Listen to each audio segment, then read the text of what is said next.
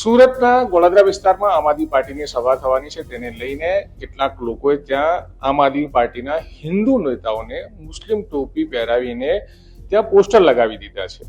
આવા વિડીયો પણ વાયરલ થયા છે. ગુજરાત તકે પણ આ ખબરને બતાવી છે.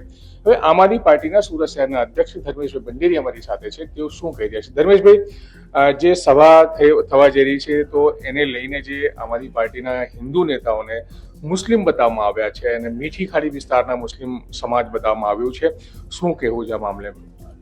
ભારતીય જનતા પાર્ટી જ્યારે સાચી રીતે ખરી રીતે લોકોની વચ્ચે નથી જઈ શકતી ત્યારે આવા હલકા હથખંડાઓ અપનાવે છે. વોર્ડ નંબર 26, વોર્ડ નંબર 27 અને વોર્ડ નંબર 25 એ લિંબાયત ગોરાદરાનો વિસ્તાર, જ્યાં આજે આમ આદમી પાર્ટીની પરિવર્તન જનસભા થવા જઈ રહી છે.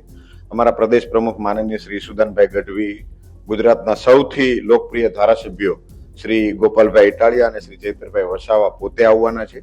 ગુજરાત સંગઠનને સૌથી મજબૂત બનાવવામાં જેમની ભૂમિકા રહી છે એવા શ્રી મનોજભાઈ સોરઠિયા, આ તમામ પ્રદેશ નેતાઓ આજે જ્યારે જનસભામાં ઉપસ્થિત રહેવાના છે. તો ભારતીય જનતા પાર્ટીના પેટમાં તેલ રેડાયું કે 30 વર્ષના કામોનો હિસાબ તો એ ગણાવી શકે એમ નથી. લિંબાયત વિસ્તાર એટલે બદમાશોનો અડ્ડો થઈ ગયો છે. લિંબાયત વિસ્તારના લોકો અમને મળે ત્યારે અમને બહુ સરળતા સાથે એવું કહીએ, બહુ દુઃખ સાથે એવું કહીએ કે અમારે કોઈ જગ્યાએ એવું કેવું હોય કે અમે લિંબાયતમાં રહીએ છીએ તો અમારે શરમ અને સંકોચ અનુભવવો પડે છે. આવું લિંબાયત બનાવનારા લોકો આમ આદમી પાર્ટીને એટલે બદનામ કરવાના પ્રયાસો કરે છે કે આમ આદમી પાર્ટી લોકોની પસંદગી બની રહી છે. અમારા ત્યાં આમ આદમી પાર્ટીના યુવા મોરચાના મહામંત્રી શ્રવણભાઈ જોશી એ જ વિસ્તારના પ્રશ્નોને ઉપાડ્યા. અનાજ માફિયાઓ અનાજ ચોરી કરી લેતા હતા, રાશનનું અનાજ. મંદિરની આસપાસમાં ખુલ્લામાં ગૌ માંસ મટન વેચાય એના વિરોધમાં અવાજ ઉઠાવ્યો. શરાબ માફિયાઓના વિરોધમાં દારૂના અડ્ડા ઉપર રેડ પાડીને એના વિરોધમાં અવાજ ઉઠાવ્યો. એટલે એમને એન કેન પ્રકારે હેરાન કરીને જેલમાં ધકેલી દેવામાં આવ્યો. એટલે લોકોનો અવાજ જ્યારે આમ આદમી પાર્ટી બની રહી છે તો ભાજપથી સહન ન થયું. એટલે અમારા નેતાઓ, અમે તો વસુધૈવ કુટુંબકમમાં માનવા વાળા છીએ. આમ આદમી પાર્ટી એટલે જનહિતની, લોકહિતની, શિક્ષણની અને આરોગ્યની રાજનીતિ કરવા વાળા છીએ. અમારા પ્રદેશ પ્રમુખ પોતે સનાતની છે, હિન્દુ છે અને માતા સોનલના ભક્ત છે, માતા નાગબાઈના ભક્ત છે, ચારણના દીકરા દેવી પુત્ર છે એવા ઈસુદાનભાઈ ગઢવી સમાજમાંથી આવે છે. એમને મુસલમાન તરીકે ચિતરવાના પ્રયાસો કરે છે. હિન્દુ હોય, મુસલમાન હોય, આ દેશમાં તમામ લોકોને સમાન રીતે બંધારણીય હક મળેલા છે, અધિકારો મળેલા છે. અમે અમારી સંસ્કૃતિની, આપણી સંસ્કૃતિની વાત કરીએ તો આપણે વસુધૈવ કુટુંબકમની સંસ્કૃતિ વાળા છીએ. દરેક લોકોને સમાન રીતે સમાન ન્યાય મળે એ ભાવના સાથે આમ આદમી પાર્ટી આગળ વધી રહી છે. ભારતીય જનતા પાર્ટીથી આ સહન ન થયું એટલે એમણે વૈમનસ્યતા ફેલાવવાના આશય સાથે અમુક અસામાજિક તત્વોને આગળ કરી અને અમારી જે આમંત્રણ પત્રિકા હતી એને એડિટ કરી, એને મોફ કરીને અમારા નેતાઓના માથા ઉપર ટોપી પહેરાવીને અલગ બેનર એ લોકોએ જાતે બનાવીને લગાવી દીધા. નીચે મુસ્લિમ સેવા સંઘ મીઠી ખાડી એવું લખી આખું નવું ચિત્ર ઉપજાવવાના પ્રયાસો કર્યા.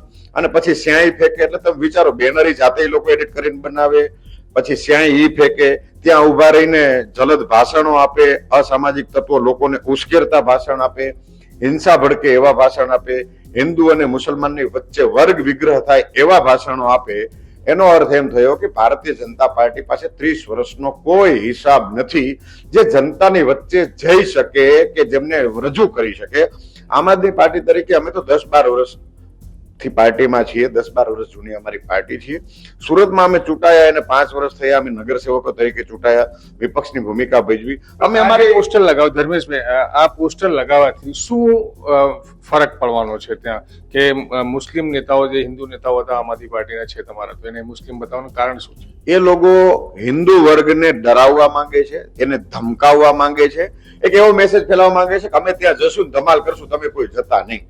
ગઈકાલે સાંજની આ બધી ઘટના છે 6, 7, 8 વાગ્યાની આસપાસની. અમને એવી જેવી જાણકારી મળી તો રાત્રે 10, 11 વાગ્યાની આસપાસ અમે ઘણી બધી સોસાયટીના આગેવાનોને મળ્યા, જે લોકો અમારી સભામાં આવવાના છે. જે સોસાયટીમાંથી એ મારવાડી સમાજના લોકો છે, ઉત્તર ભારતીય સમાજના લોકો છે, ગુજરાતના આહિર સમાજના લોકો છે, માલધારી સમાજના લોકો છે, મહારાષ્ટ્રીયન વિસ્તારના આપણા મરાઠી સમાજના લોકો છે. આ તમામ ભારતીયો, અલગ અલગ વિસ્તારના લોકો, અલગ અલગ પ્રાંતના લોકો અહીંયા વસે છે. એમને જઈને મળ્યા અને એમને અમે વાત કરી તો કે ભાઈ એ લોકોએ ભલે બેનર લગાવ્યા, અમે તમારી સાથે હતા, તમે જુઓ કે અમને કેવી રીતે દબાવવાના પ્રયાસો વર્ષોથી થતા આવ્યા છે. કોઈ લડવા વાળું નહોતું. અમે શું કરીએ, હવે તમે લડવા વાળા આવ્યા છો, તમે તમારી સાથે છીએ, એટલે મોટી સંખ્યામાં લોકો આવવાના છે. છેલ્લા 8-10 દિવસનો અમારા અહીંયા પ્રચાર ચાલે છે, લોકોને ડોર ટુ ડોર મળીએ છીએ. અમારી ટીમ ડોર ટુ ડોર લોકોને જઈને મળે, પ્રચાર માધ્યમથી અમે લોકો સુધી પહોંચ્યા, એટલે લોકોને મેસેજ મળ્યા અને લોકો આવવાના છે, બહુ મોટી સંખ્યામાં આવવાના છે. આ ભાજપને ખબર પડી ગઈ. ભાજપને ખબર પડી ગઈ કે અમારી જમીન સરકી રહી છે.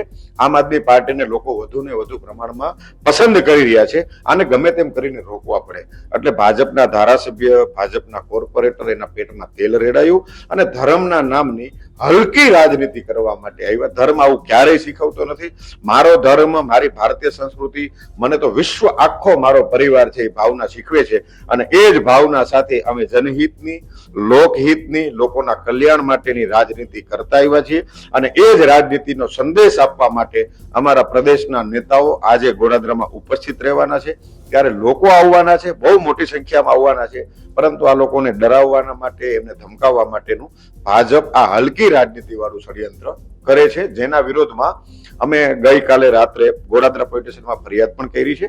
અને અમે પોલીસ ઇન્સ્પેક્ટર સાહેબને વિનંતી કરી છે કે આ તમામ લોકો જે ખુલ્લેઆમ વિડીયો માધ્યમથી ધમકી આપે છે, એમની ઓળખ કરવામાં આવે, એમની ધરપકડ કરવામાં આવે. આ બેનરો લગાવનાર કોણ છે એની તપાસ કરવામાં આવે. કયા પ્રિન્ટિંગ પ્રેસમાં બેનરો બન્યા છે એની તપાસ કરવામાં આવે. અને ઓર્ડર આપનારા લોકો કોણ છે એની તપાસ કરવામાં આવે. અમે એવી આશા રાખીએ છીએ કે પોલીસ તંત્ર આ કામ કરવામાં સક્ષમ છે, ગુનેગારોને પકડી જ લેશે. કોઈ પણ જાતના રાજનૈતિક પ્રભાવમાં આવ્યા વગર જે ગુનેગાર છે એમને પકડવામાં આવે. પોલીસ તંત્ર આ બાબતે કડક કાર્યવાહી કરશે એવી અમને આશા છે અને અમને આશ્વાસન પણ આપેલું છે. શ્રવણ જોશી જે તમારા આમ આદમી પાર્ટીના મહામંત્રી છે, તો એમના સન્માન માટે, એના સમર્થન માટે છે આ સભા કે પરિવર્તન નામ આપવામાં આવ્યું છે, તે શું છે? આ વિસ્તારમાં અમારી સભા કરવાનો હેતુ એ છે કે 30 વર્ષથી ભારતીય જનતા પાર્ટીનું શાસન છે. અમારા નેતાઓએ ઘણા બધા અવાજ ઉઠાવ્યો. શ્રવણભાઈ એમાં મુખ્ય ભૂમિકા ભજવી.